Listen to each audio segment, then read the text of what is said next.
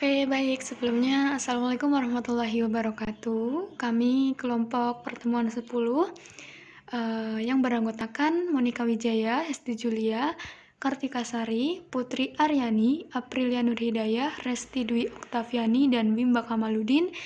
Di sini kami akan mempresentasikan materi pertemuan 10 yaitu tentang pencemaran lingkungan dan limbah. Oke, yang pertama kita bahas pencemaran lingkungan dulu. Nah, di sini pencemaran itu dapat diartikan sebagai memasukkan kontaminan ke dalam lingkungan yang menyebabkan kerugian bagi manusia atau makhluk hidup lainnya, dapat berupa zat kimia, energi seperti kebisingan, panas, atau cahaya.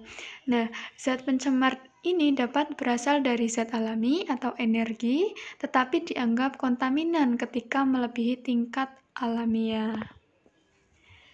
Nah, yang pertama ada kerusakan lingkungan hidup ya. Menurut Undang-Undang Nomor 23 tahun 1997 tentang lingkungan hidup. Lingkungan hidup merupakan kesatuan ruang dengan semua benda, daya, keadaan, dan makhluk hidup, termasuk di dalamnya ada manusia dan perilakunya yang mempengaruhi kelangsungan kehidupan dan kesejahteraan manusia serta makhluk hidup yang lain.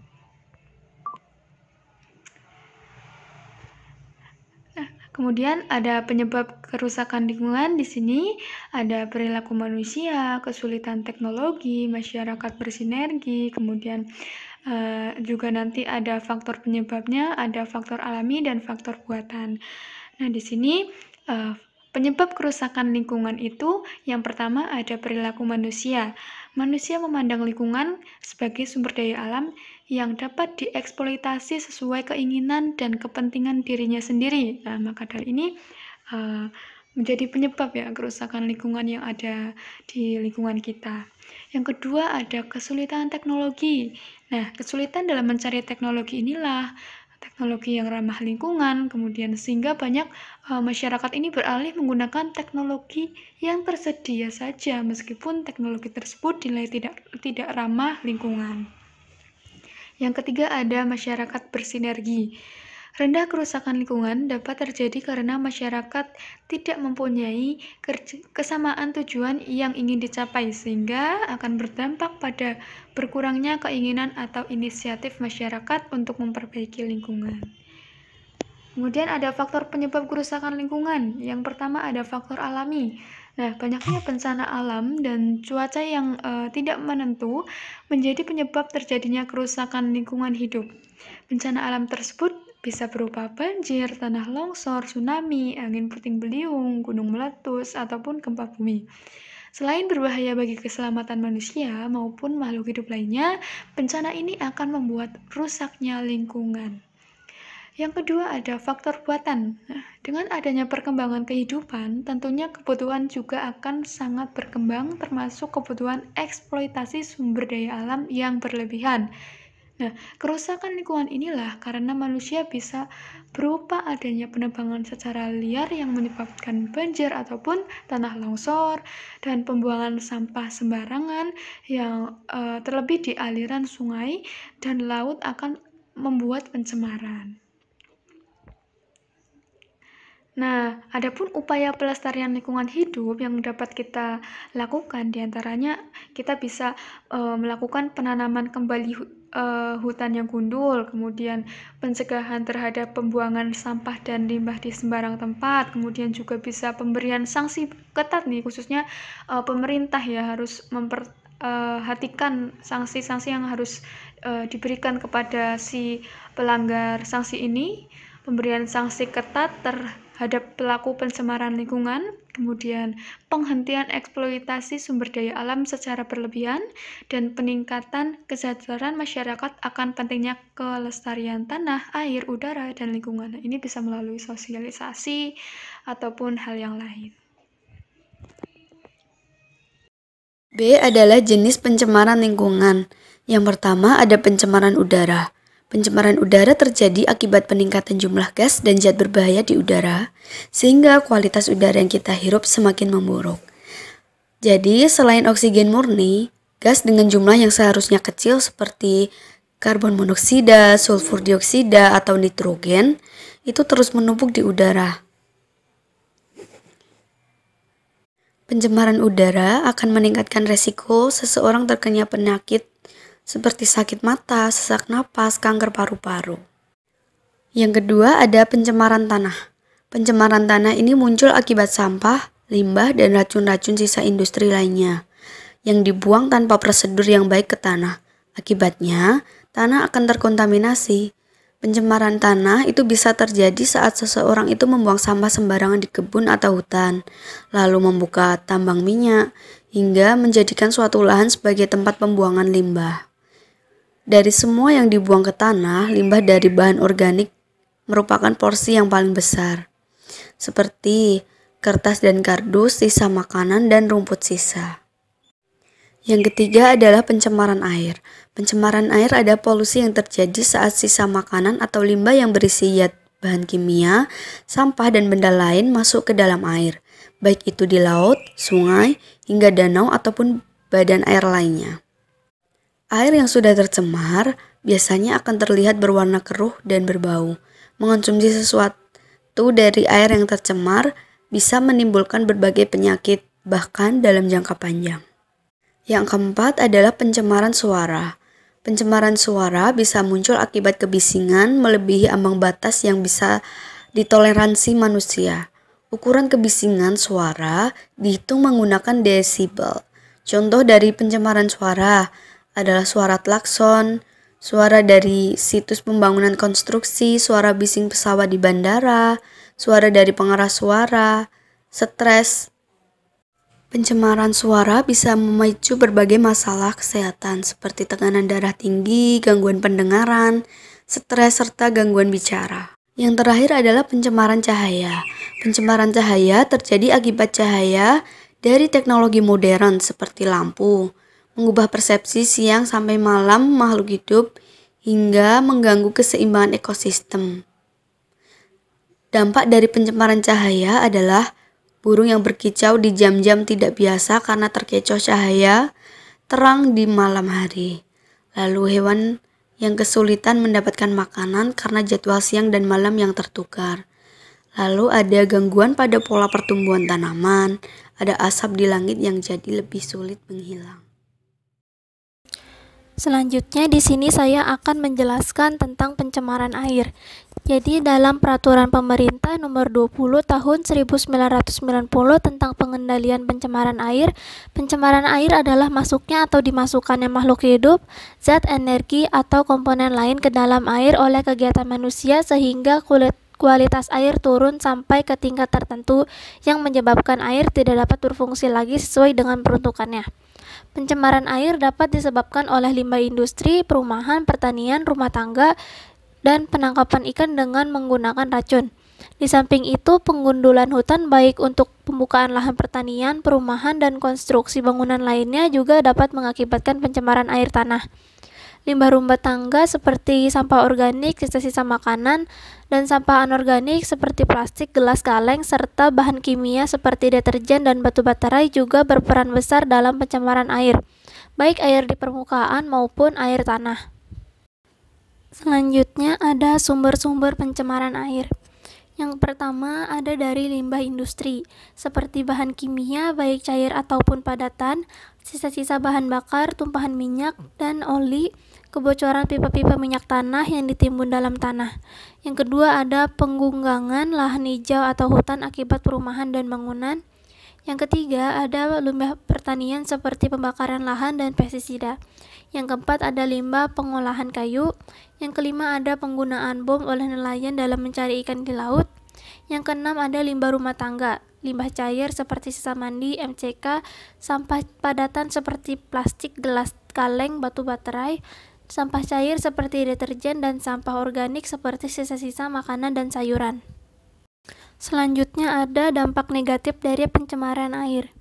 Air akan berubah warna dan berbau busuk, biota air akan mati, adanya penyakit kulit, muntaber, penyakit minomata atau kobio, air tanah tercemar, dan terjadinya eutrofikasi.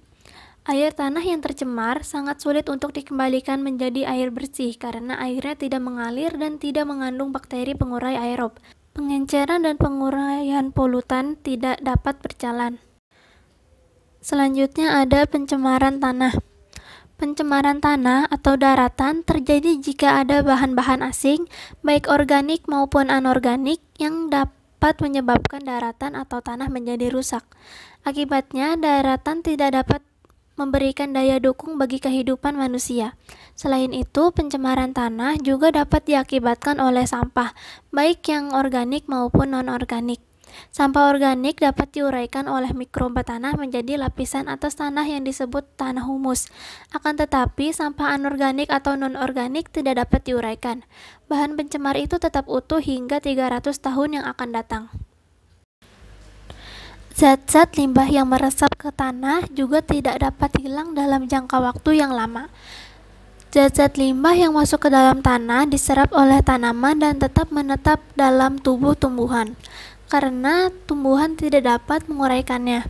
Limbah industri yang mengotori tanah biasanya adalah pupuk yang berlebihan dan penggunaan herbisida serta pestisida.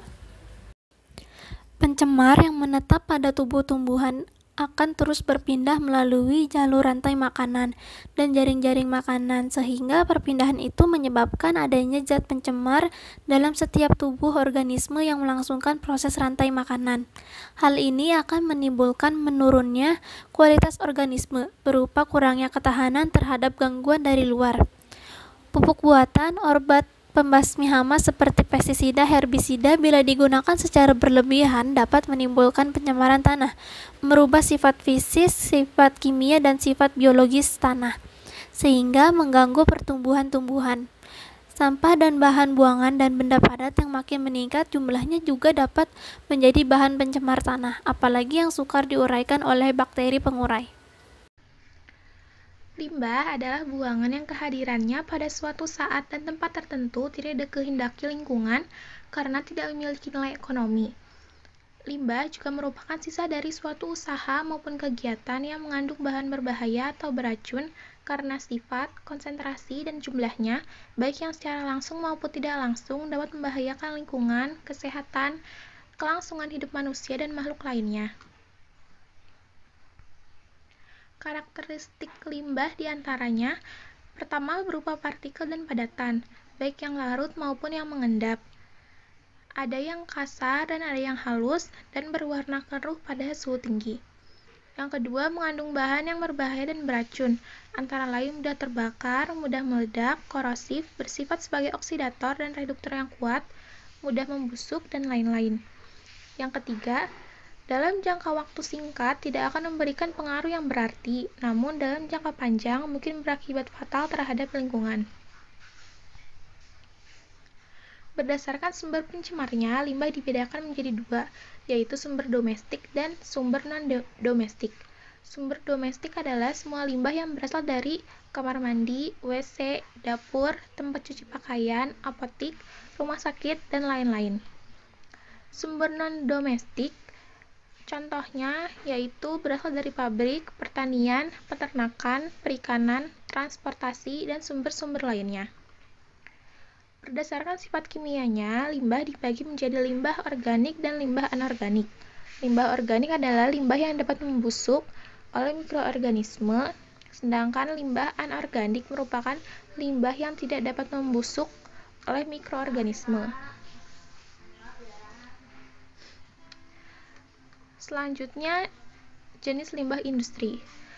Industrialisasi merupakan alternatif pilihan model pembangunan yang menjadi wajib dilakukan oleh berbagai negara untuk memacu pertumbuhan ekonomi. Meski di sisi lain, dampak dari industrialisasi tetap harus diwaspadai. Fakta dari dampak tersebut salah satunya yaitu keberadaan limbah hasil industri.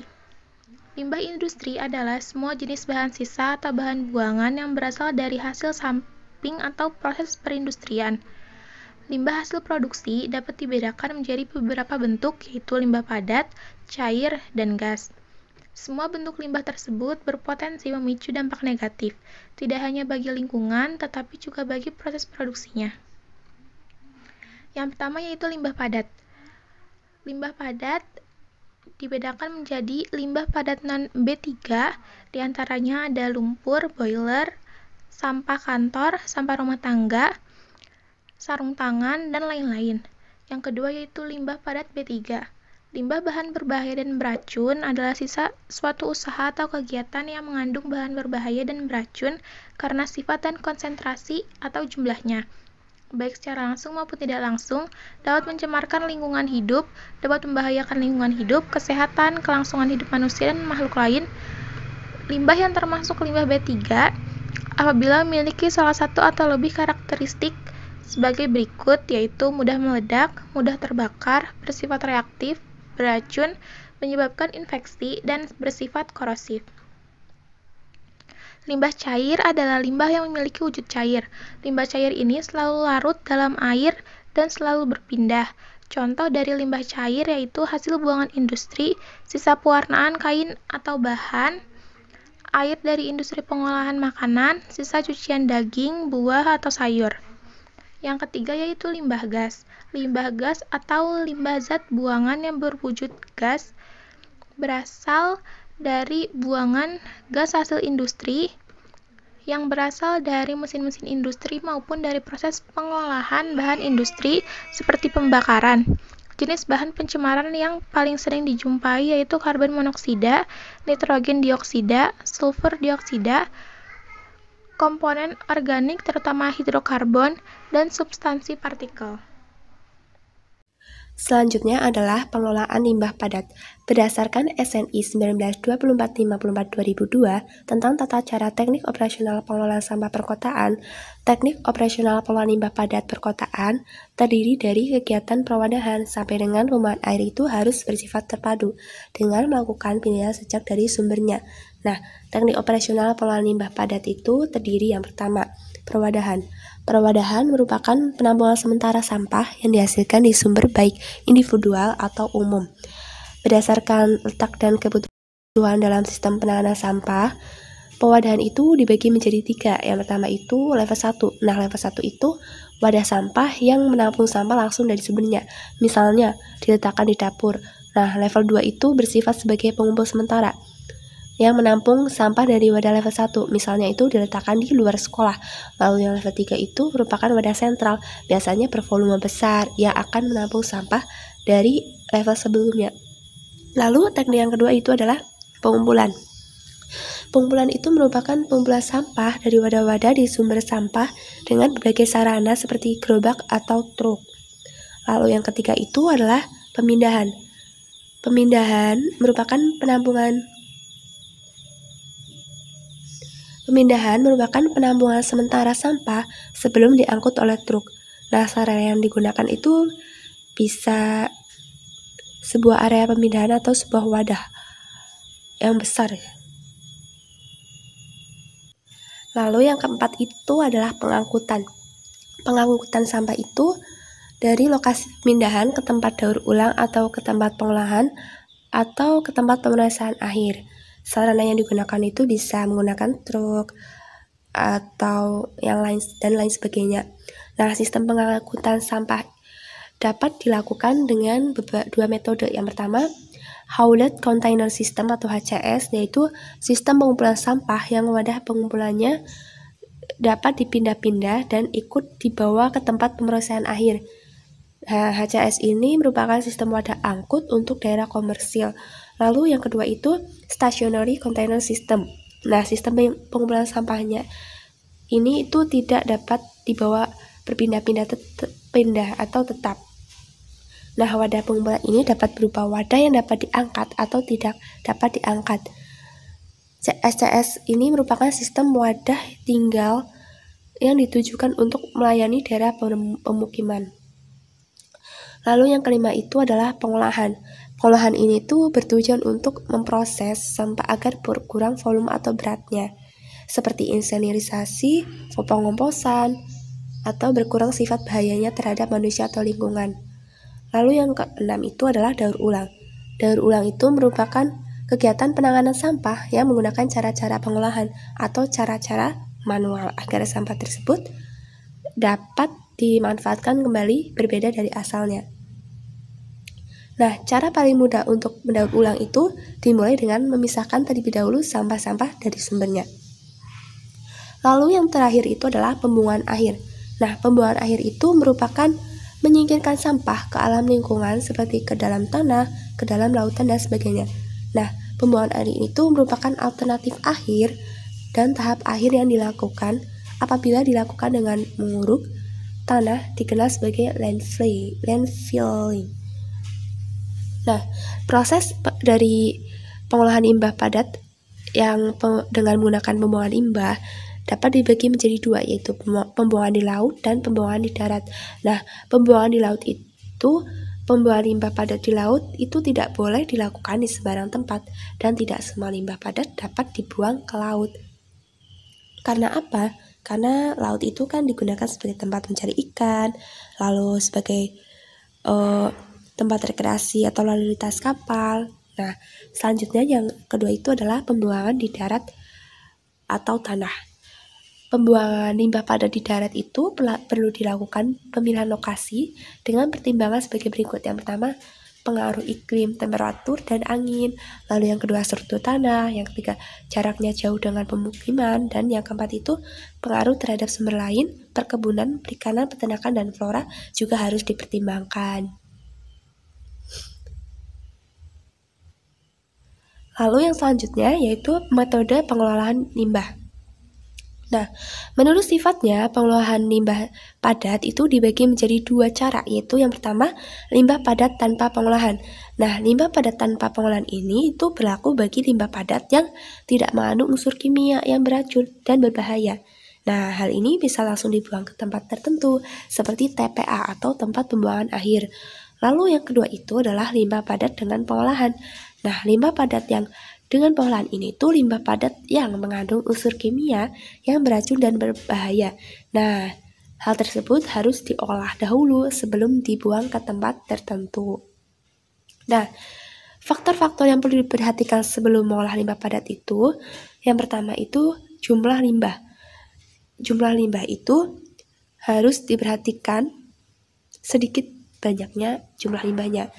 Nah, apabila ada sedikit itu dapat ditangani sendiri. Nah, apabila jumlah limbahnya banyak, misalnya 4 meter kubik limbah padat per hari, maka membutuhkan penanganan khusus, yaitu seperti tempat dan sarana pembuangan. Lalu, faktor yang kedua adalah sifat fisik dan kimia limbah.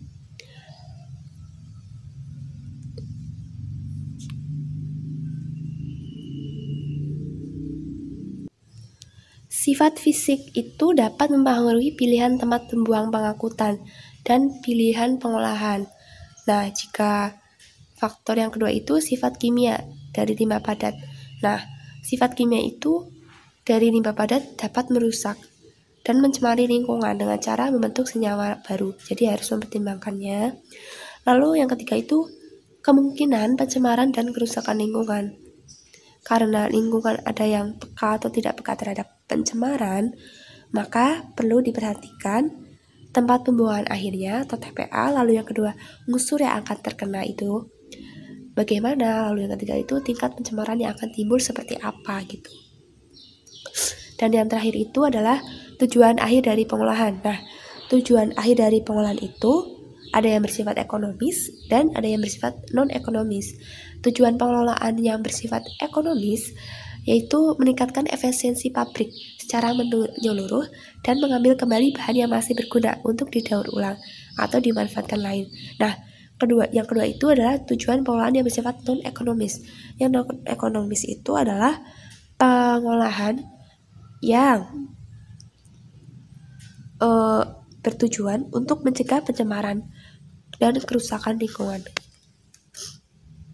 Yang selanjutnya adalah pengelolaan limbah cair. Secara sederhana, limbah cair dapat didefinisikan sebagai air buangan yang berasal dari aktivitas manusia dan mengandung berbagai jenis polutan yang berbahaya, baik secara langsung maupun dalam jangka panjang. Menurut Peraturan Pemerintah RI Nomor 82 Tahun 2001, air limbah adalah sisa dari suatu usaha atau kegiatan yang berwujud cair. Air limbah dapat berasal dari rumah tangga atau domestik maupun industri. Limbah cair dapat dibedakan menjadi beberapa golongan berdasarkan asal limbahnya, yaitu yang pertama, limbah cair domestik, merupakan hasil buangan dari perumahan, bangunan, perdagangan, perkantoran, dan saran sejenisnya. Air limbah rumah tangga sebagian besar mengandung bahan organik, sehingga memudahkan di dalam pengelolaannya. Yang kedua ada limbah cair industri, merupakan buangan hasil proses atau sisa dari suatu kegiatan atau usaha yang berwujud cair, di mana kehadirannya pada suatu saat dan tempat tidak dikehendaki lingkungannya karena tidak memiliki nilai ekonomis sehingga cenderung dibuang. Contohnya air limbah dari pabrik tinta, pabrik cat, pabrik batik, pabrik karet, dan lain sebagainya. Limbah industri ini akan lebih sulit pengolahannya karena mengandung pelarut mineral, logam berat, dan zat-zat organik lain yang bersifat toksik. Air limbah sebelum dilepas ke pembuangan akhir harus dilakukan pengolahan terlebih dahulu. Pengolahan limbah adalah usaha untuk mengurangi atau menstabilkan zat-zat pencemar sehingga saat dibuang tidak membahayakan lingkungan dan kesehatan.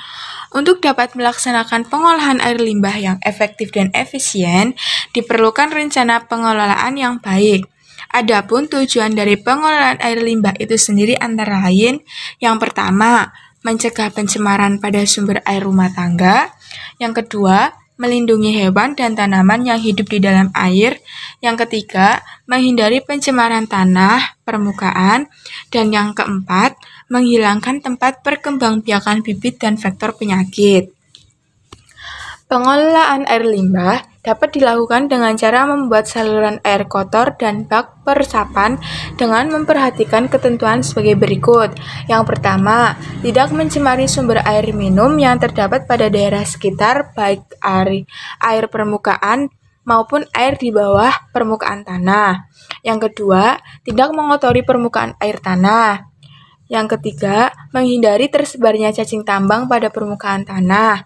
Yang keempat, mencegah berkembang biaknya lalat dan serangga atau vektor lainnya yang menyebabkan penyakit. Yang kelima, tidak menimbulkan bau. Yang keenam, konstruksi dibuat secara sederhana dengan bahan yang mudah diperoleh dan murah. Dan yang terakhir atau ketujuh, jarak minimal antara sumber air dengan bak peresapan adalah 10 meter. Selanjutnya, pengolahan air limbah dapat dilakukan dengan dua cara, yaitu yang pertama secara alami dan yang kedua secara buatan. Pengelolaan secara alami berarti pengolahan air limbah dilakukan dengan pembuatan kolam stabilisasi. Dalam kolam stabilisasi, air limbah diolah secara alamiah untuk mensterilkan zat-zat pencemar sebelum air limbah dialirkan ke sungai. Dan yang kedua, secara buatan. Pengolahan air limbah dengan buatan dilakukan dengan alat pada instalasi pengolahan air limbah atau IPAL. Pengolahan ini dilakukan melalui 3 tahapan, yaitu primary treatment atau pengolahan pertama, secondary treatment atau pengolahan yang kedua, dan tertiary treatment atau pengolahan lanjutan. Sedangkan untuk pengolahan air limbah dapat diklasifikasikan menjadi 3 pengolahan, yaitu secara fisika, kimia, dan biologi. Yang pertama, pengolahan secara fisika. Yang pertama ada pengelolaan secara fisika. Pengolahan ini terutama ditujukan untuk air limbah yang tidak larut atau bersifat tersuspensi atau dengan kata lain, buangan cair yang mengandung padatan sehingga menggunakan metode untuk pemisahan. Beberapa cara pemisahan cair padatan antara lain yang pertama proses flotasi, yang kedua proses filtrasi, yang ketiga proses absorb, yang keempat teknologi membran atau reverse osmosis. Yang kedua ada pengolahan secara kimia. Pengolahan secara kimia adalah proses pengolahan yang menggunakan bahan kimia untuk mengurangi konsentrasi zat pencemar dalam air limbah. Proses yang termasuk dalam pengolahan secara kimia adalah netralisasi, presipitasi, klorinasi, koagulasi, dan flokulasi. Yang ketiga, ada pengolahan secara biologis. Pengolahan secara biologi adalah pengolahan air limbah dengan menggunakan mikroorganisme seperti ganggang, bakteri, protozoa untuk menguraikan senyawa organik dalam air limbah menjadi senyawa yang sederhana. Pengolahan tersebut mempunyai tahapan seperti pengolahan secara aerob, anaerob, dan fakultatif.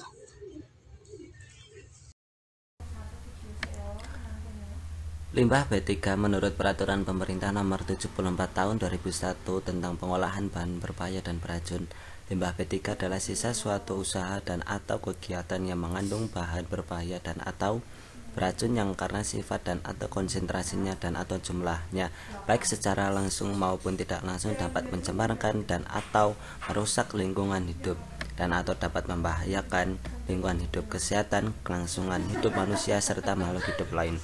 Sedangkan menurut Watts tahun 1997 di dalam Mukhlisus 2012 limbah B3 didefinisikan sebagai limbah padat atau kombinasi dari limbah padat disebabkan karena jumlah konsentrasinya, sifat fisik, kimia maupun yang bersifat infeksi yang tidak sering dapat menyebabkan kematian dan penyakit yang tidak dapat pulih, yang substansinya dapat menyebabkan bagi kesehatan manusia atau lingkungan dikarenakan pengolahan yang tidak tepat baik itu penyimpanan, transport maupun dalam pembuangannya.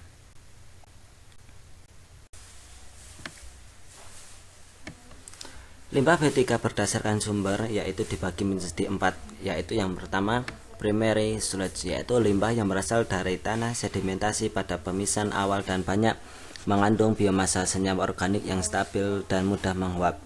Yang kedua yaitu chemical sludge, yaitu limbah yang dihasilkan dari proses koagulasi dan flokulasi. Yang ketiga yaitu excess activated sludge, yaitu limbah yang berasal dari proses pengolahan dengan lumpur aktif sehingga banyak mengandung padatan organik berupa lumpur dari hasil proses tersebut. Dan yang keempat yaitu decayed sludge, yaitu limbah yang berasal dari pengolahan biologi dengan decay aerobik maupun anaerobik, di mana padatan atau lumpur yang dihasilkan cukup stabil dan banyak mengandung padatan. Limbah B3 berdasarkan karakteristik dibagi menjadi 6, yaitu 1 mudah meledak, 2 mudah terbakar, 3 bersifat reaktif, 4 beracun, 5 menyebabkan infeksi, dan yang ke-6 yaitu bersifat korosif. Penanganan limbah 3 dibagi menjadi 4 penanganan. Yang pertama yaitu chemical conditioning, yaitu menstabilkan senyawa-senyawa organik yang terkandung di dalam lumpur, mereduksi volume dengan mengurangi kandungan air dalam lumpur, mendestruksi organisme patogen, memanfaatkan hasil samping chemical conditioning yang masih memiliki nilai ekonomi seperti gas metana yang dihasilkan pada proses digestion, mengondisikan akar lumpur yang dilepas ke lingkungan dalam keadaan dan dapat diterima lingkungan. Penanganan limbah yang kedua yaitu solidification atau stabilization, yaitu sebagai proses pencampuran limbah dengan bahan tambahan dengan tujuan menurunkan laju migrasi bahan pencemar dari limbah serta untuk mengurangi toksikasi limbah tersebut. Yang ketiga yaitu incineration, yaitu mengurangi volume dan massa limbah hingga sekitar 90% yaitu volume dan 75% yaitu berat. Syarat, tata cara, dan hasil pengolahan limbah. Syarat lokasi pengolahan yaitu harus daerah bebas banjir. Jarak yang kedua yaitu jarak dengan fasilitas umum minimum 50 meter. Syarat lokasi pengolahan di luar area penghasil harus daerah bebas banjir, yaitu 1 jarak dengan jalan utama atau tol minimum 150 meter atau 50 meter untuk jalan lainnya. Yang kedua jarak dengan daerah beraktivitas penduduk dan aktivitas umum minimum 300 meter. Yang ketiga jarak dengan wilayah perairan dan sumur penduduk minimum 300 meter. Dan yang terakhir nomor 4 jarak dengan wilayah terlindungi seperti cagar alam, hutan lindung minimum 300 meter. Fasilitas pengolahan harus menerapkan sistem operasi meliputi sistem keamanan fasilitas, sistem pencegahan terhadap kebakaran, sistem penanggulangan keadaan darurat, sistem pengujian peralatan, dan yang terakhir yaitu pelatihan karyawan. Penanganan limbah B3 sebelum diolah, setiap limbah B3 harus diidentifikasi dan dilakukan uji analisis kandungan guna menetapkan prosedur yang tepat dalam pengolahan limbah tersebut. Perlakuan limbah P3 untuk pengolahan dapat dilakukan dengan proses, yaitu proses secara kimia, yaitu meliputi redoks, elektrolisa, netralisasi, pengendalian, stabilisasi, adsorpsi, penukaran ion, dan pirolisa. Yang kedua yaitu proses secara fisika, meliputi pembersihan gas, pemisahan cairan, dan penyisian komponen-komponen spesifik dengan metode kristalisasi, dialisa, osmosis balik, dan lain-lain. Yang ketiga itu proses stabilisasi solidifikasi dengan tujuan untuk mengurangi potensi racun dan kandungan limbah P3 dengan cara membatasi daya larut, penyebaran daya racun sebelum limbah dibuang ke tempat penimbunan akhir. Dan yang terakhir yaitu proses inerisasi dengan cara melakukan pembakaran materi limbah menggunakan alat khusus insinerator dengan efisiensi pembakaran mencapai 90,9% atau lebih. Hasil pengolahan limbah P3. Hasil pengolahan P3 memiliki tempat khusus pembuangan akhir limbah P3 yang telah diolah dan dilakukan pemantauan di area tempat pembuangan akhir tersebut dengan jangka waktu 30 tahun setelah tempat pembuangan akhir habis masa pakainya atau ditutup. Sekian presentasi dari kelompok kami. Apabila ada salah kami mohon maaf. Kami tutup. Wassalamualaikum warahmatullahi wabarakatuh.